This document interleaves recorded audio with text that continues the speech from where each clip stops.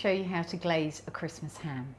I have half a beautiful free-range ham here, and I've got some vinacotta and rosemary and cranberry glaze that I've made myself. Delicious, actually. And what essentially needs to be done is the skin needs to be removed from the fat. So I just nicked in the side of the skin there, and you can literally put your finger underneath and peel the skin back. I'm making this look very easy because this is such a fantastic ham. It's just got just the right amount of fat on. So I'm literally just taking the skin off like this. All right, it's got a little split in the skin, so I'm going to have to start again down here. But that's okay. So that's that. I can make a nice handbag out of that. Ha ha! That's a joke. Handbag. Did you get it, Mr. Cameraman? No, bad joke. Bad joke. Okay, so we'll take off. So you try not to pull the fat off when you're taking the skin off. So you want the fat on there so that you've got a nice layer of fat. So you can see on the skin there's no fat on that skin. All right. Now what I'm going to do with this is I'm just going to score it. Now you can either score it just across as you would do crackling, but I'm going to go for the more traditional score. It's a bit tricky because you can't actually see where you've been. And with my short-term memory as it is, I just forget immediately that I've done it. So score it across that way, and then I'm going to come from this side and score it across like this.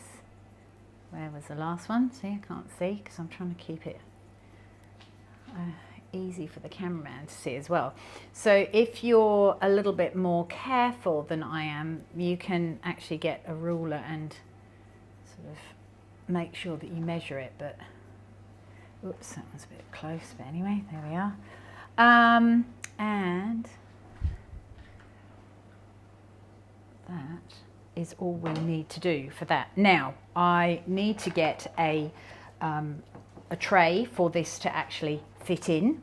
At the moment I haven't got that. All right, so I've got my little ham, or my half ham now, in a bigger tray, which is sensible, but the tray that I had it in stopped it from wobbling, so it's a good idea to actually pop it in a square tray or a smaller tray to stop it wobbling while you actually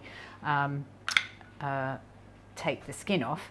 And now what we're going to do is put the glaze, which is cooled down, so it's sort of nice and sugary and jammy, and we'll put the glaze over the ham like this. I've got the oven on at 120, and I'm going to put it in the oven for 10 minutes.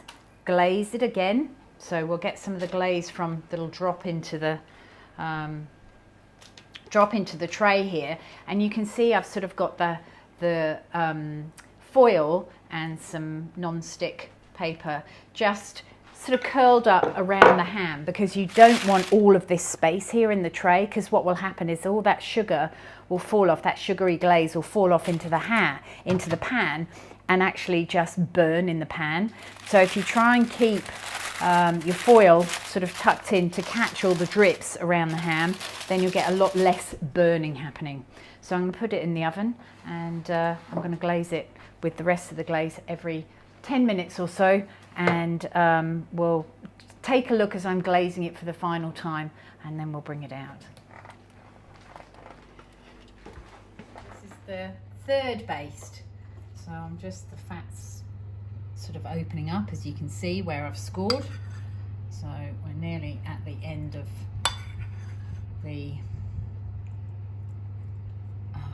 lovely glaze, and once that's done, what I'll do is I'll just keep basting it with this beautiful stuff that's fallen off the ham. So it'll probably be one more glaze, and I think we'll be done. So we'll come back when it's ready. Don't know about you, but my mouth is watering looking at that beautiful ham. So the glaze has just started to caramelize around the outside as well, and time's ticking on here, so I've decided to take it out of the oven right now.